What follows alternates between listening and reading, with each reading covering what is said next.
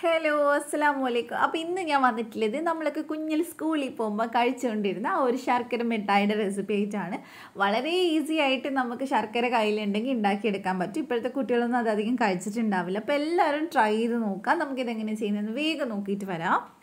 അപ്പോൾ ഞാനിത് ഉണ്ടാക്കാനായിട്ട് ഇവിടെ 4 അച്ച് ശർക്കരയാണ് എടുത്തിട്ടുള്ളത്. അപ്പോൾ അതിനകത്തോട്ട് നമുക്കൊരു 1/4 കപ്പ് വെള്ളം ഒഴിച്ച് കൊടുക്കുക. ഒരു 1/4 ഗ്ലാസ് അത്രയൊക്കെ മതി, മെഷറിംഗ് കപ്പൊന്നും വേണ്ട. അപ്പോൾ അത് ഒഴിച്ചിട്ട് നമുക്കിനി ഇതൊന്ന് ഉരുക്കിയെടുക്കണം. അപ്പോൾ അടച്ച് വെച്ച് ഉരുക്കിയെടുക്കുകയാണെങ്കിൽ വേഗം റെഡി ആയിട്ട് കിട്ടും. അപ്പോൾ ഞാനത് ഉരുക്കിയെടുത്തിട്ട് ചെറിയ ചെറിയ കഷ്ണങ്ങൾ മാത്രമേ ഇതിൽ കിടപ്പുള്ളൂ. അത് നമ്മളിങ്ങനെ മിക്സ് ചെയ്യുന്ന സമയത്ത് നന്നായിട്ട് റെഡി ആയിക്കോളും. അഥവാ നിങ്ങൾ ഭയങ്കര കല്ലുള്ള ശർക്കരയാണ് എടുക്കുന്നതെങ്കിൽ ഈ സമയത്ത് ഫ്ലെയിം ഓഫ് ചെയ്തിട്ട് അതൊന്ന് അരിച്ചെടുക്കണം. ഞാൻ നല്ല ശർക്കര എടുത്തിട്ടില്ല, അപ്പോൾ ഞാൻ അരിച്ചിട്ടില്ല. അപ്പോൾ ഇതിലേക്ക് ഞാനൊരു 1/4 കപ്പ് തേങ്ങയും കൂടി ചേർത്തിട്ടുണ്ട്. എന്നിട്ട് നന്നായിട്ടൊന്ന് മിക്സ് ചെയ്തെടുക്കാം. പിന്നെ നമ്മൾ ഇതൊന്ന് വിട്ട് വരാനായിട്ട് കുറച്ച് നെയ്യ് ചേർത്ത് കൊടുക്കുന്നുണ്ട്. ഏകദേശം 1 ടീസ്പൂൺ നിറയെ നെയ്യ് എടുത്തിട്ടുണ്ട്. അതുകൂടെ നമുക്കൊന്ന് ചേർത്ത് കൊടുക്കാം. അപ്പോൾ ഇനി നമ്മൾ ചെയ്യുന്നത് ഇതൊന്ന് വറ്റിച്ചെടുക്കുകയാണ്. അപ്പോൾ വറ്റിച്ചെടുക്കുമ്പോൾ ശ്രദ്ധിക്കണം, ആ ഒരു പാകം കൂടി പോകാനും പാടില്ല, കുറഞ്ഞു പോകാനും പാടില്ല. അപ്പോൾ നമുക്കിത് കറക്റ്റ് ആ ഒരു ടെക്സ്ചറിൽ കിട്ടൂല. അപ്പോൾ ഇത് പതഞ്ഞ് തുടങ്ങിയിട്ടുണ്ട്, ഒന്ന് വറ്റി തുടങ്ങിയിട്ടുണ്ട്.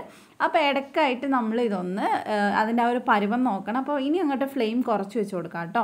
അപ്പോൾ ഇതെങ്ങനെ നോക്കുന്നതെന്ന് വെച്ചാൽ ഇതുപോലെ കുറച്ച് എടുത്തിട്ട് നമ്മൾ നോർമൽ വെള്ളം ഉണ്ടല്ലോ അതിൽക്കൊന്ന് ഒഴിച്ചു കൊടുക്കുക. നമുക്കിത് കറക്റ്റായിട്ട് ബോളാക്കി എടുക്കാൻ പറ്റണം, അതാണ് നമ്മുടെ പരുവം. അപ്പോൾ ഇപ്പോൾ നോക്കുമ്പോൾ ഇത് ഒട്ടും ആയിട്ടില്ല. ഞാൻ ജസ്റ്റ് നിങ്ങളെ കാണിക്കാൻ വേണ്ടി ഒന്ന് ജസ്റ്റ് കാണിച്ചതേ ഉള്ളൂ. ഇതിങ്ങനെ വെള്ളത്തിൽ ഇങ്ങനെ അലിയുന്ന പരുവത്തിലാണ് ഉള്ളത്. അപ്പോൾ എന്തായാലും ഇനി ഒരു 2-3 മിനിറ്റും കൂടി വേവിക്കേണ്ടി വരും. അപ്പോൾ കുറച്ചൊരു 2 മിനിറ്റും കൂടി കഴിഞ്ഞിട്ടുണ്ട്. ഒന്ന് നന്നായിട്ട് പതഞ്ഞത് ചെറുതായിട്ടൊന്ന് കുറുകിയിട്ടൊക്കെ ഉണ്ട്. അപ്പോൾ ഈ സമയത്ത് നമുക്കൊന്നും കൂടി ഒന്ന് ചെയ്ത് നോക്കാം. അപ്പോൾ വീണ്ടും ഞാൻ വെള്ളം മാറ്റിയിട്ടുണ്ട്, അതിലേക്ക് നമ്മൾ ഇട്ട് കൊടുക്കുകയാണ്. ഇപ്പോൾ കാണുമ്പോൾ തന്നെ മനസ്സിലാവും അങ്ങനെ വെള്ളത്തിൽ അങ്ങനെ വല്ലാണ്ട് അലിയണമൊന്നുമില്ല. ഇത് ചൂടുണ്ടാവും കേട്ടോ, ശ്രദ്ധിക്കണം എടുക്കുന്ന സമയത്ത്. ഇപ്പോൾ ചെറുതായിട്ടൊന്ന് നമുക്കിങ്ങനെ ഉരുട്ടിയെടുക്കാൻ പറ്റുന്നുണ്ട്. എന്നാൽ കറക്റ്റ് പരുവായിട്ടുമില്ല. നമ്മളിങ്ങനെ പ്രസ് ചെയ്യുമ്പോൾ അതിങ്ങനെ കയ്യിൽ ഒട്ടണ മാതിരി ഉണ്ടാവും.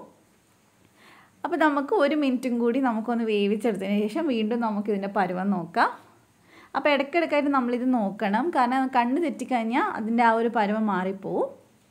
അപ്പോൾ വീണ്ടും ഞാൻ ഒഴിച്ച് നോക്കിയിട്ടുണ്ട്. ഇപ്പോൾ നമുക്ക് കറക്റ്റ് പരുവം കിട്ടിയിട്ടുണ്ട്. അത്യാവശ്യം നല്ല നമുക്ക് ആ ഒരു കടയിൽ നിന്ന് കിട്ടുന്ന ആ ഒരു കൺസിസ്റ്റൻസി ഉണ്ടല്ലോ, ഇതുപോലെ ഉണ്ടാവും. ഉരുട്ടിക്കഴിഞ്ഞാൽ ആ കറക്റ്റ് ഷേപ്പ് നമുക്ക് കിട്ടും.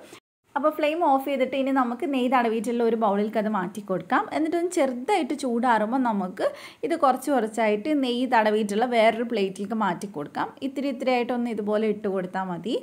കാരണം ഇത് ഒരുപാട് ചൂടാറാൻ നിന്നാൽ നമുക്കൊന്നും ചെയ്യാൻ പറ്റില്ല. പെട്ടെന്ന് ഇനി കാര്യങ്ങൾ നോക്കണം, കാരണം ഇനി പെട്ടെന്ന് ഹാർഡായി പോവും. അപ്പോൾ ഇനി നമുക്കൊരു സ്പൂൺ വെച്ചിട്ട് തന്നെ ഇതിൽ നിന്ന് എടുക്കാം. എന്നിട്ടൊന്ന് നമുക്ക് ഉരുട്ടിയെടുക്കണം. അത്യാവശ്യം ചൂടുണ്ട്, അപ്പോൾ ചെറുതായിട്ട് നമുക്ക് ബുദ്ധിമുട്ടുണ്ടാകും, എന്നാലും നമുക്ക് വേഗം ചെയ്തെടുക്കാനും പറ്റും കേട്ടോ. അപ്പോൾ കയ്യിൽ കുറച്ച് നെയ്യ് തടവാണെങ്കിൽ അങ്ങനെ ഒട്ടിപ്പിടിക്കില്ല. എന്നിട്ട് നമുക്ക് അതിൻ്റെ ആ ഒരു ഷേപ്പിലേക്ക് നമുക്കൊന്ന് ചെയ്തെടുക്കാം.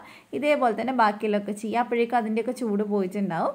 അപ്പോൾ അത് ഞാനിതെല്ലാം ചെയ്തെടുത്തിട്ടുണ്ട്. ഷേപ്പൊക്കെ നിങ്ങളുടെ ഇഷ്ടത്തിനനുസരിച്ച് ചെയ്യാം.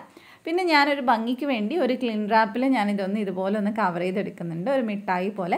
ഇങ്ങനെ നമ്മൾ ചെയ്ത് കുട്ടികൾക്കൊക്കെ കൊടുക്കുകയാണെങ്കിൽ ഭയങ്കര ഇഷ്ടമാവും. ഇവിടെ മോന് നല്ല ഇഷ്ടമായിട്ടുണ്ടായിരുന്നു, കാരണം ആദ്യമായിട്ടാണ് ഇത് കഴിക്കുന്നത്. നമ്മൾ കുഞ്ഞിൽ ഒരുപാട് കഴിച്ചിട്ടുള്ളതല്ലേ. അപ്പോൾ ഇതുപോലെ തന്നെ വേറൊരു സംഭവമുണ്ട്, ഓൾച്ച എന്ന് പറയും ഞങ്ങളുടെ നാട്ടിൽ. അപ്പോൾ അത് വേറെ തന്നെയാണ് കേട്ടോ, ശർക്കര മാത്രം വെച്ചിട്ട് ചെയ്യുന്നതാണ്. അപ്പോൾ അതെല്ലാവർക്കും ഓർമ്മ ഉണ്ടാവുമായിരിക്കും, വേറെ സ്ഥലത്ത് വേറെ എന്തെങ്കിലും പേരായിരിക്കും പറയാം. അപ്പോൾ അതും ഞാൻ ഇൻഷാ അല്ലാഹ് ഷെയർ ചെയ്യാം.